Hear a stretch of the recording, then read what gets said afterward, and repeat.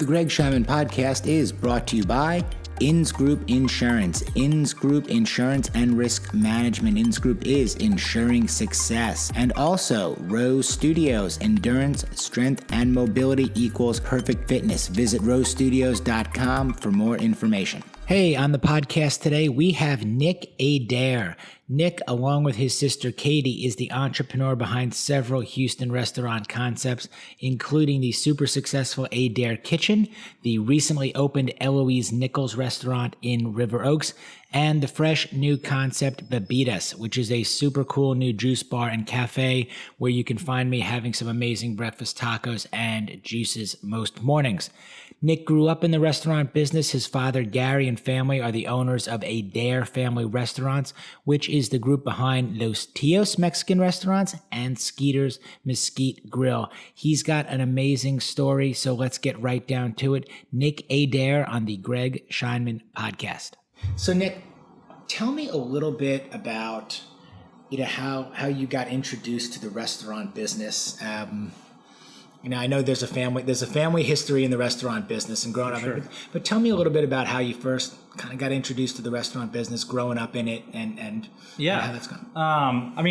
That's a funny question for me because it's sort of like asking, how'd you get introduced to your parents or your family? It just sort of has always been something that has been there. My dad's been in the restaurant business as long as I've been alive. He has Skeeters and Los Tios, which are, two different Houston concepts. Skeeters, he started from the ground up really when I was about, 1. And so that's sort of been a staple in my life, forever. And then he bought Los Tios, coming up on 20 years ago. Los Tios is a sort of a old, it's going to be, 40 plus year old Tex-Mex restaurant. And so really I just kind of was born and raised and brought up in it. And, I can remember, I feel, like those restaurants were as much as my home as, where I slept every night. I was just always in it, always around it. My dad very much was one of the dads that if I had, a free weekend or, definitely when I would, have summers in high school and I would come home for breaks in college, I was always, I'd get probably one day to sleep in and then the next day I was at work at, 8 in the morning. And,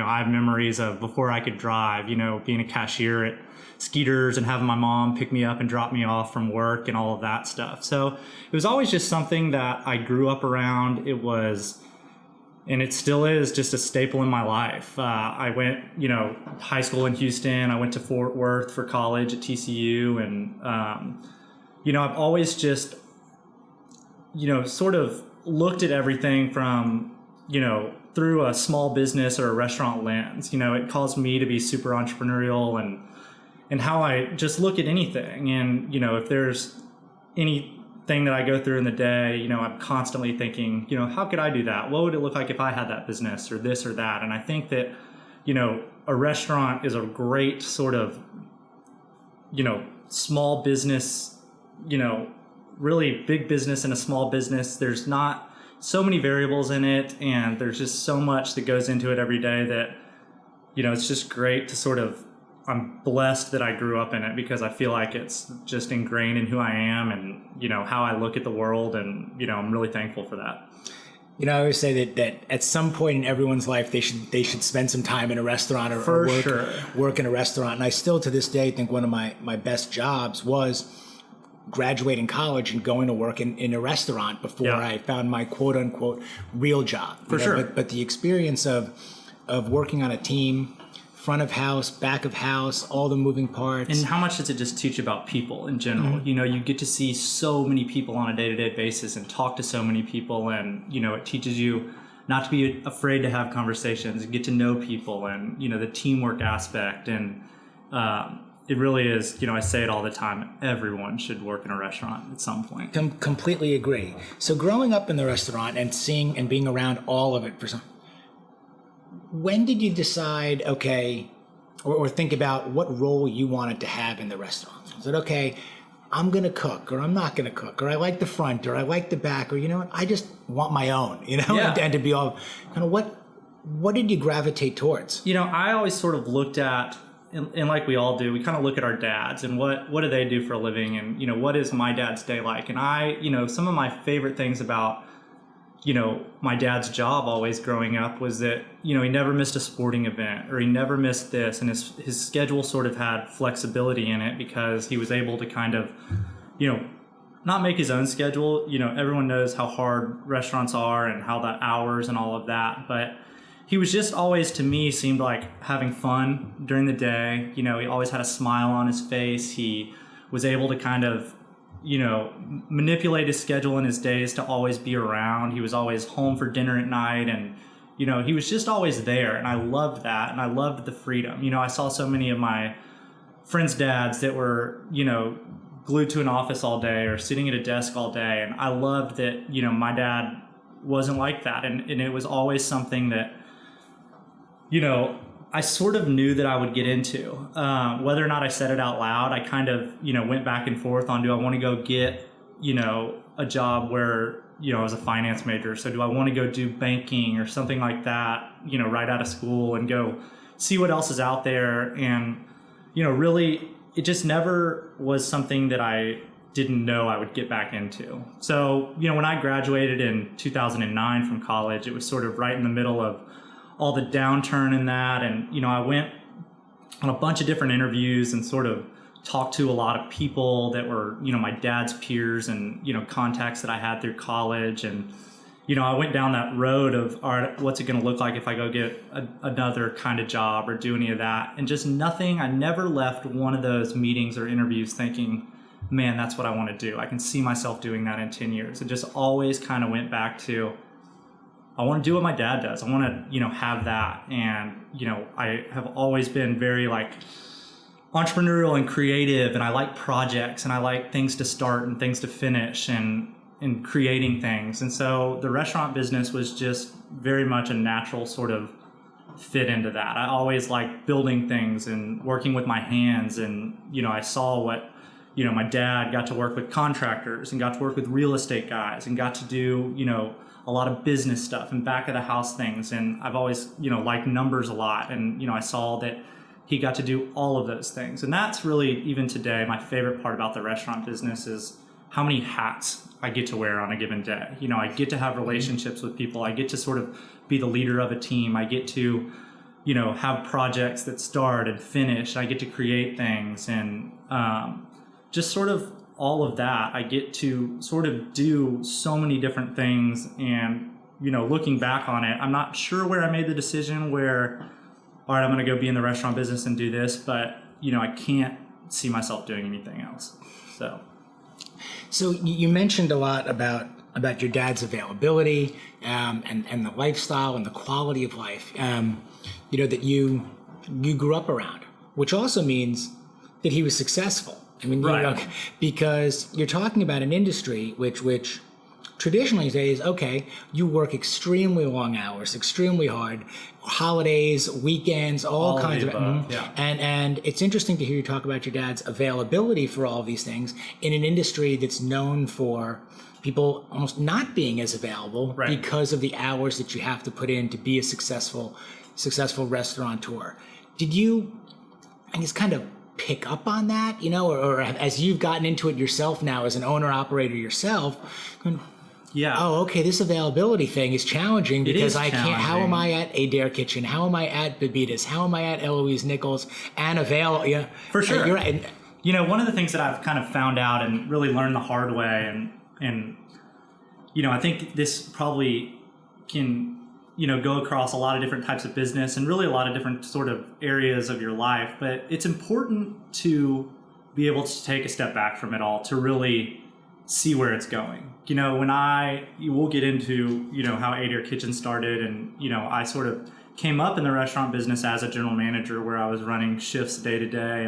And I, definitely when Adair Kitchen opened, I was doing that for a long time. And until I was able to really bring someone in to do that, and I was able to take a step back and sort of remove myself from the operation as much as possible, I really got to start making bigger decisions, and really I saw a lot of results in that. There was a ton of things that at Adair Kitchen, that I wanted to get to, projects that I wanted to do, or big ticket things that I just couldn't do because every day I was unlocking the doors or worried about who was going to call in sick for work or getting this shift covered or this shift covered. And, any restaurant manager will tell you that, you sort of walk into the day with a plan, but as soon as you unlock the doors, the plan goes out the window. And, I think that's true in a lot of business, but you've got to be able to bring people in that, you can trust and get your vision so you can take a step back and really look at the whole battlefield. And you can't make educated decisions and really work on big ticket things unless you're able to do that. And so really you can apply it to your life, you can apply it to your relationships, anything, until you can sort of, get the details taken care of and take a step back and look at the whole play field. You can't, that's when you really start to push the thing in the right direction. I always use the analogy of like swimming. If you're,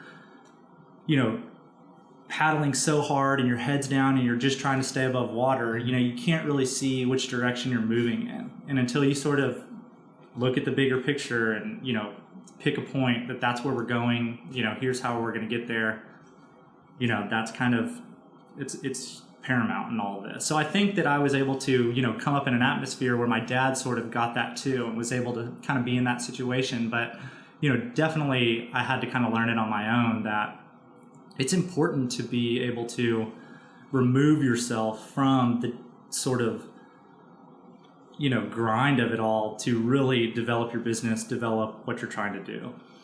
Is there a certain point where, I guess in any of these new projects, because they're your babies, and again, you've got to take the idea and then you've got to execute the idea. Right. You said at a certain point, okay, you realize the baby's growing up and maybe I can step back a little bit. Is there a certain, I guess, kind of trigger point for you when you say, okay, now's the time in this project that I kind of step back? We either reach certain milestones or I found the right manager. Yeah. Like, what are the, okay, now's the time where I'm not going to pay attention to this and micromanage this every day, but I'm now going to focus my attention either on the bigger picture or the next project down the line. And when you even pivot back, If you find an answer to that, please let me know. It's just kind of one of those things that, and really that we've had a really busy last year.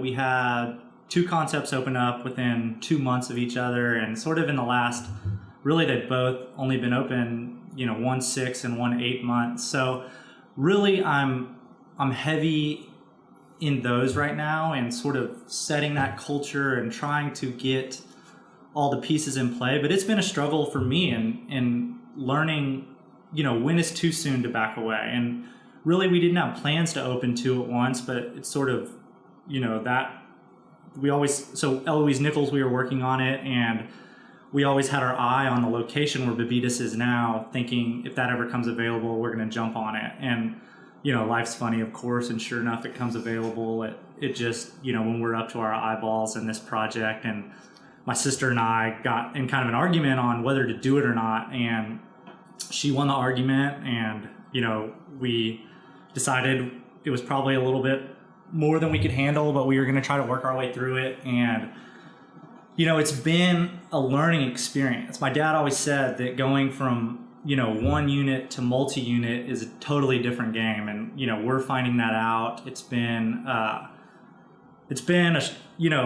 intense last sort of year, and all of our team will tell you that. My sister and Joseph Stasich, who sort of is a big part of the operation, and really all of our team, it's been a learning experience for all of us. And, but I always have found that, in my kind of short professional life, whenever you kind of bite off more than you can chew or sort of get in over your head a little bit, that's when you learn the most. There's stages looking back that I can sort of see that, shoot, I thought I was, when we opened Adair Kitchen. So to kind of jump into that story. So I've been working for my dad for, 2 or 3 years out of college, and I'd kind of been working my way up, and I sort of, as soon as I made up my mind that I was going to get into the restaurant business, he was sort of like, all right, I hope you're ready. We had that conversation, and I, went out to Katy and learned, at a Skeeters out there for a few months, and I just sort of bounced around doing everything. And so, I had thought that I sort of had jobs in high school and growing up working all the positions, but really I spent more or less 3 years kind of in the grind of it all, every day. And it was hard. And all my friends had desk jobs and they were making, good money and out of college and going to happy hours on Thursday and out to dinner on Friday nights. And, I was closing down restaurants as, a shift leader and assistant manager and this and that. And it was a struggle for me. But looking back on it now, I learned so much in those years. There's no way I could do my job now if I hadn't played all those positions and been through all that. And then, so finally, my goal throughout that whole time, it was never really on my radar to go open my own restaurants. I thought that, one day down the line I would do that, but it wasn't, really in my even 5-year plan. I sort of thought that I would continue working for my dad. I would sort of eventually get out of working in the actual restaurants and kind of get into the office and sort of start learning, kind of back to that original goal. I want to be doing what my dad does. And, that was what I was shooting for. And so I thought that I would sort of get into the office and learn his job. And then, I had this sort of picture in my mind that, one day he'd retire and then maybe we'd build some more Los Tios or build some more Skeeters. And that was sort of my path. And that's what I sort of thought would happen. And so all of a sudden, sort of to keep this forever story brief, I had finally, I think I'd been working for my dad for 3 or 4 years. I was 25 and I had just gotten sort of a promotion that it was like, all right, you're going to start doing some work in the office. You start learning how we do some of our accounting and back of the house stuff. And I was I can't tell you how excited I was, because it was like, okay, now I'm going to have, that desk that I wanted or thought I wanted and this and that, and, kind of getting more normal hours and that kind of stuff. And so my dad got a call that a restaurant was going out of business, Habaneros, which is where Adair Kitchen is now. Would you like to come look at it to possibly put a Los Tios there?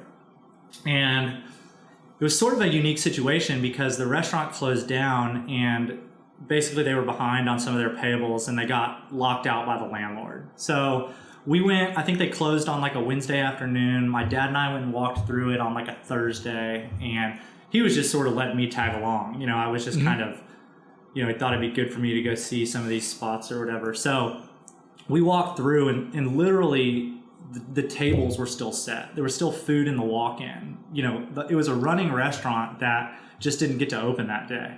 And so where he was in his career, he wasn't really trying to open more or do, he was sort of getting in the mindset of how do I start, folding this up to, move on, or I won't say retire, but, he just wasn't looking to keep expanding and all of that.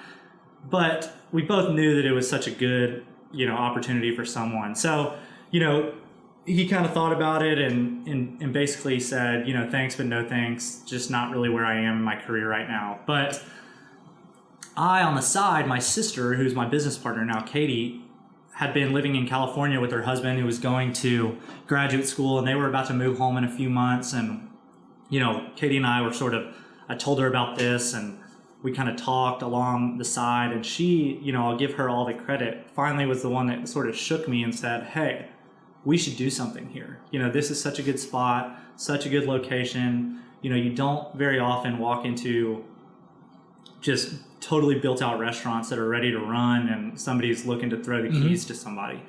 And so, my sister is incredibly talented. She's such a creative person, and she sort of started working on this concept that she had in her mind that was really based off of a lot of California restaurants. It was sort of healthier, and we wanted to do breakfast, lunch, and dinner, and we wanted to do counter service for breakfast and lunch, and we sort of just started to develop a business plan, and I kind of ran some numbers and drew out a super basic kind of break even and pro forma on it, and we kind of went to our dad and we said, hey, we want to do this. And he looked over everything, and I think that he looked kind of at my numbers that I had drawn out, and we had sort of a break even of, I forget exactly what it was, but I think it was about, I always work in weeks, so we needed to run like $25,000 a week to pay our bills, and we could do that and all of that. So he goes, all right, well, this all kind of checks out, but if y'all want to do it,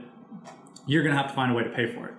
And so we went and we got $100,000 loan. You know, we took it out in all our names, sort of the kids, and you know, we had a whole long list of things we wanted to do to this space, but we just couldn't. And so, you know, we kind of changed around, you know, the paint color and sort of this and that, and sort of masked up a different restaurant look, and got a new sign, and really got open in 6 months, which is just, to think, looking back on it, to think of it, was just, you know, unheard of. So many things fell into place, and that, you know, my sister was moving back, and the space was, you know, such that it was, and all of that. So again, you know, I just sort of knew I had experience in running a restaurant, so I was like, I'll be the general manager of this thing, which, you know, cranks down the break even more, you know, just kind of getting into it, that I felt confident that we could run, you know, that number every week to stay in business.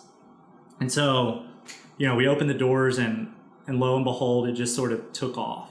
And, you know, I don't, you know, it took maybe 2 or 3 weeks, and we were, you know, running 30,000 a week, and then a little bit more, and we were running 40,000 a week. And all of a sudden it got to be this beast that it was growing and growing and growing. And it was really more that, you know, going into it, I thought I was pretty good little restaurant manager, and I knew what I was doing, and learned pretty quick that this operation got a whole lot bigger than me really fast.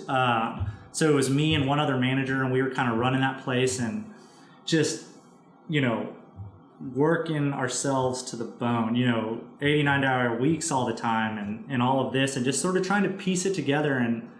And really, kind of back to what we were talking about earlier, I found out pretty quick that we've got to get some people in here. I was scared to death every day that we would get more people through the door than, you know, we were just making, I always say this, more enemies than friends. You know, it just, if you can just get to a place where you're making friends and not making so many enemies. I felt like every day we were doing a terrible job, because we didn't have the people, and we were growing so fast, and, you know, I was scared to death all the time. But, you know, looking back, again, that's another point in my career where I was over my head, but learning so much, and just sort of putting myself through those paces. So again, kind of going into that Adair Kitchen project, I thought that, you know, I might be the general manager of this thing for a few months until I can get somebody in that I can kind of take a step back.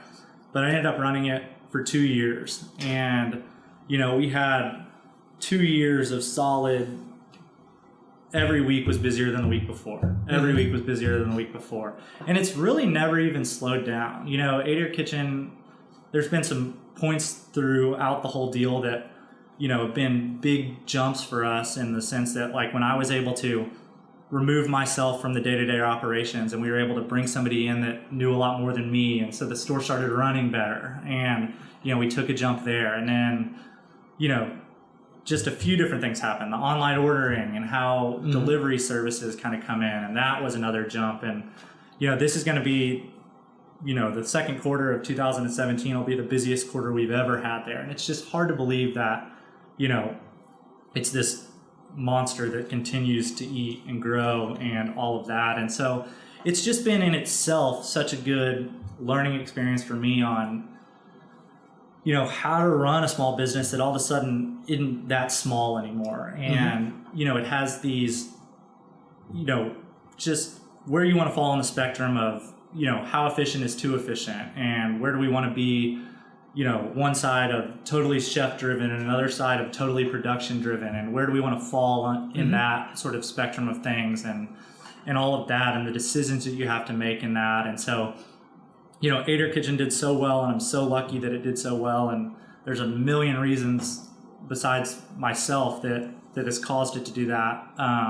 But it's allowed us in the last year to go open 2 more restaurants, and, you know, take what we learned there and really sort of start, you know, trying to put the same things into place for these different concepts. And, you know, all the way back to your sort of, to loop around, sorry, longest answer ever.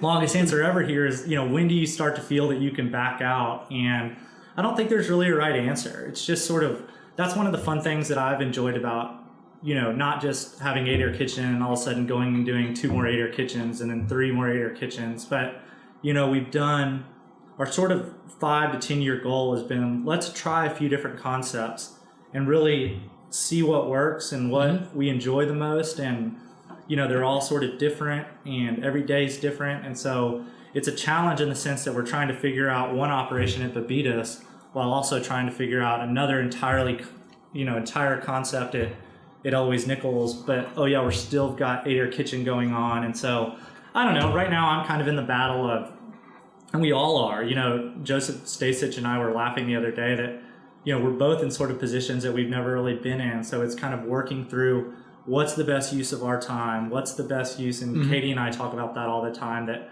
you know, what do we want our jobs to look like? What are we best at, and what do we need to be doing, and what do we want to bring other people to do? And, you know, just kind of mix and matching and seeing what works and what doesn't. And, you know, it's cool to look back on what our original concept for Adair Kitchen was. We're so different from that today because it's a moving target, right? Yep. And it's constantly looking at what's working, what's going well, what's not working, what's not going well. Let's change the things that aren't going well, keep the things that are, and it's just a fluid thing. And so definitely, you know, Bebidas is a concept that we thought up and a new concept, and Eloise Nichols is sort of a new concept that we thought up. So we're really heavy in that, you know, sort of timeline right now of what's working, what's going well at both of these things. And the challenge is doing it 2 times at once. You know, we can't be there all the time. And so splitting up our time there, I don't know, we're just learning. You know, what is a good day? What does an optimal week look like? What does an optimal day look like? You know, what's best for the restaurants? Yeah. I mean, it's fascinating. It's fascinating stuff because I said you came from the family business, and then you jumped right in. You know, you now have another dynamic of working with your sister, right? And we can dovetail into working with family. You know, in that regard, it's one thing to have your father take you in and learn from your dad. It's another thing to become partners with your sibling, you know, and to go into business. Then you experience early success with Adair Kitchen, which is fantastic, you know, by the way, and you make that next decision to not, let's say, do another one. And so, like, the safe decision, would be, let's go do another Adair Kitchen in maybe a different part of town, you know, or somewhere that's close enough for me to get to every day. Right. But we can do this. We already took the big risk, and that risk is paying off. We can maybe make the safer play. And also, to a certain extent, that's what you know, because multiple Skeeters, Los Tios, so on and so forth, and they're replicable concepts. And you guys go out and say, okay, now let's just take a bigger risk right now. Let's do something else that's completely different. Yeah. And it's definitely like, you know, one of the good things about sort of Adair Kitchen's success is we get to see deals all the time. You know, people will come to us and say, hey, what about putting an Adair Kitchen here, an Adair Kitchen here, an Adair Kitchen here? We sort of knew in the back of our minds that our next project was not going to be an Adair Kitchen. So the challenge was to go to these guys and say, you know, that wanted us to put an Adair Kitchen in a spot and say, you know, what if we did this in that spot? Or what if we did this in that spot? Very much Katie and I's kind of mentality is find a good retail spot that you really like and then design a concept about what's going to work the best right there. You know, our sort of, if you had to sort of pick an underlying motto for what we want our restaurants to all be, is neighborhood places. You know, I think some of the biggest reasons for the success of Adair Kitchen is the people that live around there and work around there have just bought into us. And, you know, we owe everything to those people. And, you know, in a weird way, we hope that we belong to them. You know, they think that, oh, I've got this really cool spot right down the street, Adair Kitchen. And so, you know, it always sort of, in my mind, if we went and opened another one, you know, 2 or 3 miles away, it sort of dilutes them both in a weird way. You know, people don't feel like they belong to that spot as much as they would. And so, but you guys have done a great job of branding yourselves. I mean, around the concepts that you've developed. While they're not chef driven per se, right? They're certainly food driven in quality of food and the overall experience, but you've done a really good job of making it about family, you know, and making it about yourselves. I mean, obviously Adair, you know, being the last name, and Eloise and Nichols, and we'll get into that. Those are named. But while not being chef driven and going after, let's say, the culinary accolades, and the press, you have made them very much about family, and a neighborhood place, which from a business standpoint is really astute, because of what you guys are able to do then and not be as dependent on, let's say, one chef in the kitchen, and if that doesn't work out conceptually, you have to change, or you win a lot of awards but maybe don't sell a lot of food. Right. There's a balance in it all, right? We've seen all of those things. It's I think it's funny to look back on, and the reason we probably didn't hire a chef at Adair Kitchen off the jump was not because we didn't think that we needed it, but we just didn't have the money to do it. And so a lot of the recipes, my mom likes to cook a lot, and we wanted it to be, it's funny to look back on it and really reflect. I don't probably do it enough, but who we wanted to be when we opened the doors. And we wanted it to feel like a place, there was a kitchen like my mom would cook in. And we, like I said earlier, family was always important to us. We ate around the dinner table all the time. My mom cooked a ton. And so many of our original recipes at Adair Kitchen were her recipes or my grandmother's recipes. And as we brought in more talent in the kitchen, and now we have incredible talent at really all of our spots. And now we're, luckily through the success of Adair Kitchen, we were able to bring in some really talented chefs at Eloise and really at Bebidas too. But it's funny going back to some of our best sellers are those original recipes that were my, moms and grandmothers and sort of those staples. So there is a balance there. It's important to us to not try to get too chef driven, and our job is not to teach anyone about food or what food should be, or I'm very much of the mindset that you tell us what you want and we'll design a concept around it, as the customers. If the customers, what the customers want is what we want to produce. And so I think that we looked hard to find guys and chefs and, Daniel Toro and Joseph Stasich and, all the guys that we kind of have brought into this. It was important before we hired them that they understood that. We're not trying to educate people on, what something should taste like or what's good and what's not good. But, we want to make our customers happy. That's what we're here to do. And, at the end of the day, that's all that really matters to us. I think it works. I mean, it works, obviously. And it's also, I think, from the outside looking in, I think your contemporaries or people look at you and they look at Katie and they say, oh, okay, oh, I want to eat what they're eating, I want to go to their places, and they seem like they got it covered. They're opening up different stuff. And no, but I think people gravitate, they gravitate towards that because most can't do it themselves or don't, as you talked about the lifestyle that you didn't grow up in either. Most of us, we are sitting in an office, all day. We're not having dinners around the table, family dinners and recipes and all. And we look for, well, who's going to provide our entertainment? Who's going to provide that feeling, that welcoming feeling? Who's going to provide us with that place or somebody to look at and emulate and go, okay, yeah, they think that's good. And you know what? I'm going to try that. And that is actually pretty good. And they seem to be healthy and they seem to be balancing, work and life and these. I'm going to gravitate over there. And you know what? The chia pudding does taste good, and the juice is good. I mean, I love that it's sort of a collaborative thing. We take our cues from our customers, like hopefully maybe they take some cues from us. But we like to look, whenever we make changes on the menu, we always pull product mixes and we see what's working well and what's getting good responses and what's not, and maybe why not, and what's causing that. So if we're going to change anything, we'll change things on the lower side of that product mix and not on the higher side of that product mix. And, I think that you can definitely keep your staples in food and all that and sort of rotate in, the freshest ingredients you can. Maybe peaches are in season this summer, so we'll switch out pears for peaches on salads or anything like that. And that's one of the things that sort of bringing in more talent has, allowed us to do and really, I think, helped us step up our game is some of that stuff. But, really it's just sort of, I want to create a restaurant that I want to eat at. And, Katie does that too.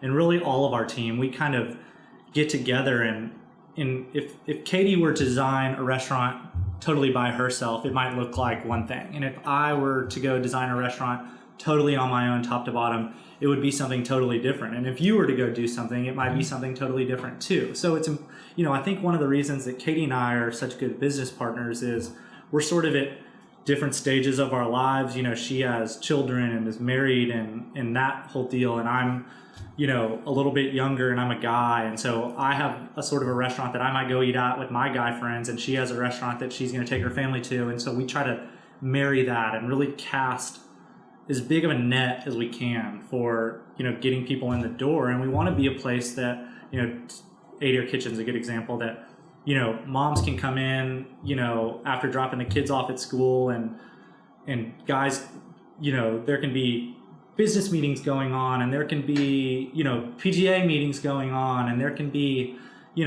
date nights going on, anything. And you can kind of make it what you want it to be. And that's a neighborhood restaurant, right? That's what you want our neighborhood restaurant to be. And that's sort of our goal in this whole deal. Flip side. So what gets you going?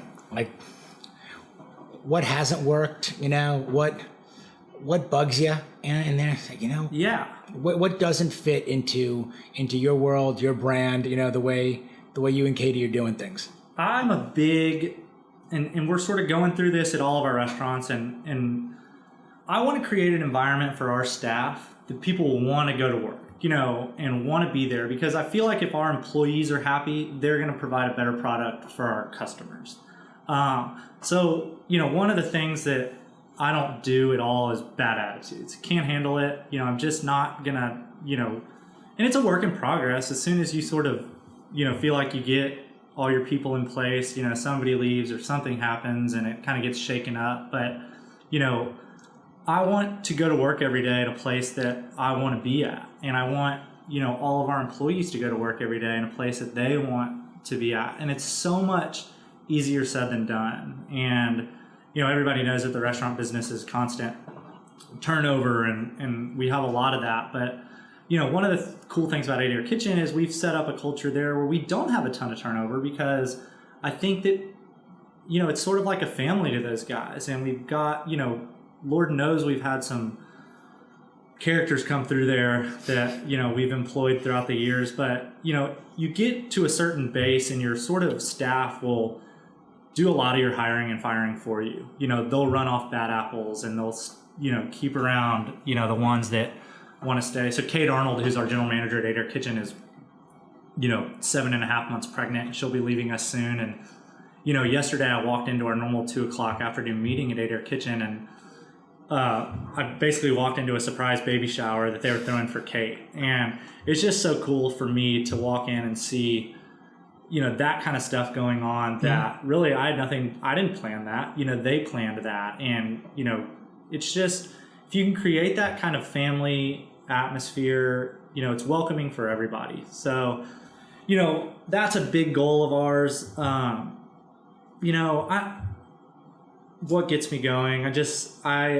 I'm super proud of what we've built and where we are, not to say that we don't have so much work to do, but I love our team and I love all our guys, and, we've got just a really solid group of people that at the end of the day, most of them know a lot more about restaurants than I do. And really that's what, I learn from them every day, as much as hopefully maybe some of them learn from me. And just, I'm proud of Katie. I'm proud of, all the work that she's put into this at the same time of raising a family and doing all of that. And then just sort of looking at, what I want the next step for us to be. And I don't really ever see, we kind of came up in the restaurant business and now we have 3 restaurant concepts in Houston. And I don't know that our next step will be another restaurant. I kind of, like I said, I sort of have always had a huge interest in just kind of small business and business in general. And, I'm constantly looking at,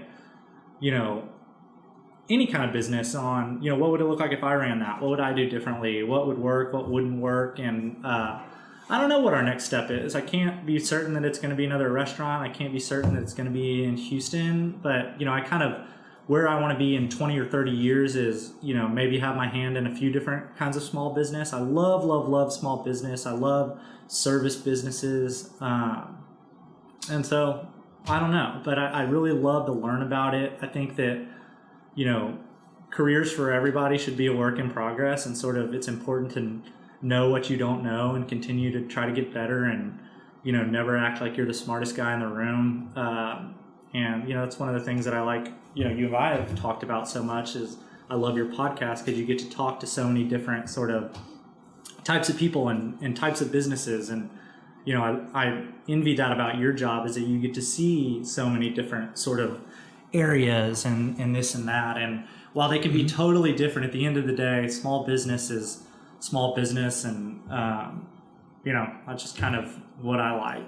No, I couldn't agree with you more there. I mean, I think the idea of the opportunity to learn from different entrepreneurs, different risk takers that are out there, and hear their stories, and there are so many similarities regardless of what the actual business actually is, you know? But just how they operate and the chances that they've taken, and the successes and the failures and the stumbling blocks, all along the way. And there's also no substitute, or it's a small, I think, and pretty exclusive club, those who have done it. For sure. Look, successful or not, you kind of, you get it, and it's the challenges and all of that. It's not easy, but it's no. I mean, the difference between success and failure is marginal. It's completely marginal. Better to be lucky than good in a lot of cases. Sure. But look, the guy that goes out there and he takes the risk and he signs the lease and he finds the financing and he wakes up at 4:00 every morning and opens the door and closes it at 9 p.m. And that's a small club, of people that get the chance to try to make something like that work, in there too. And I try to learn as much as I can from these stories and other operators. And one of the things about this business that I've always enjoyed is I get to see it from the other side, in there too, and even as I've met your dad, by having the office on top of Row, the gym that I was involved in. I mean, those are the stories where one's operating a restaurant and one's trying to figure out how to get a gym up and running, and get people in the door too. And then you talk about this one not showing up for a shift, and this one, it's the same stuff. You show up in the morning with a plan, and by the time you open the door and the first class is over, you're at a different. But you gotta love that kind of stuff for too. sure. I mean, there's nothing boring. No days are the same, and no true. days are boring. I gotta ask you one other thing. So, with the relationship, obviously with your dad, and having gone out and done your own thing, and this is, I guess, for Katie too, but some things have gone on also at Skeeters. There've been some changes at Skeeters overall, and some things in there. Talk to me a little bit about the dynamic of kind of putting maybe your stamp or some of your ideas, into a business that's also been around for a while, and how that trust dynamic, between father and son and family kind of works. It's interesting to me. Okay, you say, you can try that, or don't try this. If it's not broken, don't fix it. Or I've been doing it this way for a long time. That's a really interesting dynamic to me. And I see you guys eating in there together and doing it, but then the logo, on the brick will change, and then the cucumber will be in the water instead, and the coffee bar is a little bit different. And you go, okay, I'm seeing some things, in here with the breakfast program or with the menu, and you go, okay, next generation a little bit, maybe little Adair. Sure. It's been, funny that it's. I think it's worked out really well for my dad and I that Adair Kitchen came along, and I kind of got to go make some mistakes on my own. I got to kind of do it from the ground up, and granted, he was there all along to sort of, he always says, and we laughed, that he was there to kind of let us bump into the rails, but he was never going to let us go off the cliff. So, we kind of learned and made mistakes and did all this, and so, all of a sudden, from where Adair Kitchen started, fast forward 5 years, now as my dad is sort of starting to take a step back and figuring out, what do things look like as he wants to step out, he trusts that I know how to run multi-unit restaurants and this and that. And so, whereas I've learned so much from my dad over the years, and not just in business, but, he's my biggest role model, but hopefully he's learned a little bit from us too. And we've gotten to, that's one of the good things about having multiple concepts too, is you sort of get to see what works and what doesn't across the whole scale, So, this is, we're doing this at Adair Kitchen and it's getting really good response. Like, let's try it out at Skeeters. And then, we're doing this at Bebidas and people seem to really like this kind of coffee. Like, maybe let's try to roll this out at, wherever. Mm-hmm. So we get to we're in a position now where we still very much keep things separate, and Skeeters and Los Tios on one side and AK and Eloise Nichols and Bebidas on the other. But, we're starting that conversation about,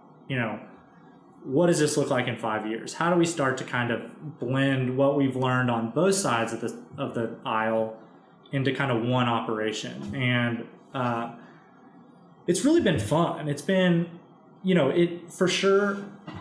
I think that, we've had times where we butt heads on certain things and all of that naturally, but all in all, we're just in a really good spot to where, I think that he probably trusts me, that I know what I'm doing a little bit more than he used to, and probably shouldn't have trusted me back then when I thought, he should have, and all of that kind of stuff. But, looking forward, we kind of went into the West U Skeeters and, put a little money into it and trying to kind of, pick it up a little bit to, a different kind of brand level. And we're starting that process, and what does it look like kind of merging these two, and if one of, we sort of, you kind of have to draw a line in the sand that this is what we want our brand to be. And then you, again, take a step back and look at all your locations and say, hey, Skeeters in West U is 30 years old now. Like, does it meet that brand standard? And if not, what do we need to go in and do to kind of get it to that level? And really, I'm excited about that. It'll be sort of another kind of learning situation for us. And, all of a sudden, one day here in the near future, we're going to go from running 3 restaurants to running 11 if nothing changes. And that'll be a sort of whole nother process and how that looks. And we're sort of starting to walk through all of that and have conversations about that. And I'm looking forward to it. He's, again, our sort of bottom line in this whole deal is we want to be neighborhood restaurants. And, Skeeters and Los Tios, if they're nothing else, they're neighborhood restaurants that, belong to the community, belong to the people that go in there all the time. And, we want to do right by them and, just do the best job we can in that. So they are neighborhood restaurants, but they are yours, okay, and there too. And you did say that you and Katie, you want to have restaurants that are the kind of food and the places that you want to go and eat at. Can you do that? Can you go in there and relax actually and do it? And if not, so where are you going? Who do you like? Where do you go? I mean, it's a tough one. I guess the short answer is no, I can't. I'm terrible at, and all my friends and anybody will tell you that I'm no fun to eat at our restaurants. I'm constantly looking around, and really we grew up yelling at my dad for doing the same things, and then sort of now we're in that position to where. But you can't help it, right? You can't help it. You can't. You walk in, you look at an air conditioning filter in the corner. Yeah. You see something, and you can't help it. Yeah, but that's a good thing too. It's sort of, you need that, and that's. But I do it everywhere. So to be fair, I go to, any restaurant, and you kind of you feel gum under the tables or any of that, and you're looking around, and I'm time and ticket times on my phone and in my head and all of that. But, I think people always ask me, am I hard on restaurants because I'm in the restaurant business? And really, I think it's the opposite. I feel like I know the amount of work that goes into things, and I know, how many pieces need to come together to make a meal that a lot of people probably take for granted and just sort of expect things to happen. And, I know what it looks like behind the scenes. I know all that kind of stuff. So really, I just love going,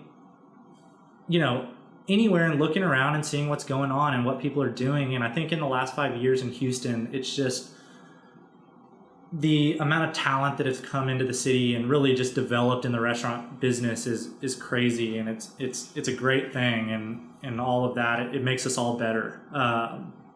So, as far as, the operations that I respect, it, again, kind of, there's all ends of the spectrum. If I had to pick an operation that, I look and say, I don't know how they do that. Really, it's going to sound surprising, but it's like, it's the Pappases, and how do they on that scale provide that level of just perfection and service and little things like that.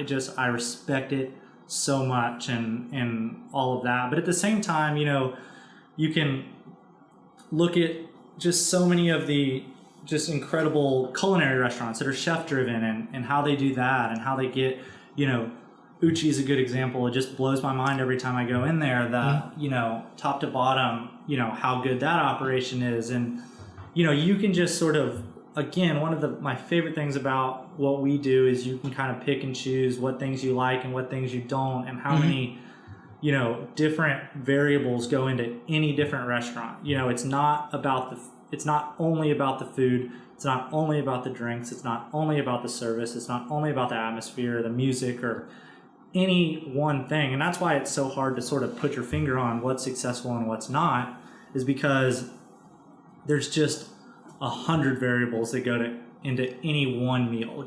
From, let's say, Greg, you're coming to Eloise Nichols. From the second you pull into the parking lot to how you're valeting your car to the second you leave, there's a million things that were put in front of your face that somebody made a decision on. And really it's people that are outside of my control that still affect how you perceive what we're doing. And so just looking at how other people do things and what works for other people, and that's been one of the fun things about really growing as much as we have in the last year, is we've had to hire some people, and we've really brought in some good people from different concepts and different backgrounds, and my goal when I'm hiring anyone is always try to hire someone that's better at it than you are, and I kind of grew up doing things a certain way via how I was brought up in my dad's restaurants, and then as we sort of bring in people that have worked at different concepts or in different cities or different towns, and looking, well, what did y'all do in this case? And what did y'all do in this case? And what worked well for you? And what did you like there? And what did you not like there? And just sort of, I wish that there was more of a forum where I could get together with other restaurant guys in Houston and be like, what's working and what's not. But and granted, with the competition and the way things are, I'm not surprised that there's not. But it's hard. I tried it. Yeah. I mean, I tried it. Actually, we did it on 2 occasions. I think we invited you. And had some of the best and brightest in there. But it's very challenging. You're right, because again, everybody is going through their own experience, whatever that may be, and to what degree of transparency, and to what degree do you want to put things out there. It is a competitive landscape, and some, more than others are more, I guess, secure in telling you, hey, we're doing this and this is working, or this is not working, and others maybe having a rougher time with stuff. I think that's what the Restaurant Association has always struggled with a little bit. And Jonathan Horowitz is doing an amazing job now as president of trying to do that. I mean, and we've tried to put decision makers, kind of power players, influential owners and operators together for different reasons. But it is challenging. Almost in a way easier to go out of state, for sure. And then to do it with everybody that's right here, in the same really backyard. When we were opening Eloise Nichols, we sort of, we had never really played the chef game with Adair Kitchen, but we knew we wanted to bring in some more talent in that area for Eloise Nichols. And so we were kind of like, all right, where do we start in this deal? And really we went and met with a guy in Austin. And, I sat down and Katie and I and Alice, who sort of works with us as well, we all sat down and we kind of started talking, and I think it dawned on him too that it was like, man, this is really nice to sort of talk to someone that speaks your language and kind of knows the challenges and all of that that's sort of outside of your circle. So there's just so much to learn, and that's one of the cool things about the restaurant business is it's ever evolving, and there's hopefully we're only scratching the surface. I know that I've got a lot to learn, and that's one of the things that I've loved about sort of what we've done in the last year too. And I'll be the first to tell you that, we bit off more than we could chew, and I was in over my head a little bit, but coming out of it, I look back on, where I am right now versus where I was, a year or two ago. And I love to see that. And, you know, it's just been a lot of fun, and hopefully, you know, kind of the next step and sort of, you know, whatever we go do, whether it's opening new locations or another kind of business or take on my dad's stuff, it's just cool to see, you know, I guess when I was 25 and I was, you know, rolling the dice that I could run $25,000 a week at Adair Kitchen, and all of a sudden, you know, I think that, you know, we might do 20 million in sales across all the stores this year. It's just like cool to see how it's grown, and we're sort of in a better spot now to kind of hand off what my dad's doing to us and all of that. So I'm just super excited about sort of the outlook. I'm really excited about all the work that the team's kind of put in to get us to where we are, and really how much our team has grown, and all the people that I've met, and the people that I get to work with every day, and my sister. It's just, you know, I'm so proud of all of them. So I don't know, I'm pretty excited about the future, and, you know, excited about where we are now. You know, we've got plenty of work to do with what we've got on the ground. So, you know, I want people to know that we're just trying to get better all the time and every day, and we've got a long way to go. But, you know, I so appreciate the people of Houston, you know, having bought in the way they have, and really just, you know, all of it. Guys like you, it's great to sort of be in this community, and you know, I'm proud to be a part of it. Well, it's awesome to watch. It's terrific to have gotten to know you and your family. Nick Adair, Adair Kitchen, Eloise Nichols, Bebidas, Los Tios, Skeeters, the whole family affair. Thank you so much for your time. Let's consider this part one, because there's a lot more to talk about. A lot more going on. We know that this is just the beginning. We worked through probably half of what I had on my on there, but I really appreciate your candor. You know, you're being forthcoming on the story. It's really cool stuff. So thanks for taking the time to do it. Appreciate it. The Greg Scheinman Podcast is presented by Ins Group. Ins Group Insurance and Risk Management. Ins Group is ensuring success. For more information, go to insgroup.net. And also by Rose Studios. Endurance, strength, and mobility equals perfect fitness. For more information, visit rosestudios.com.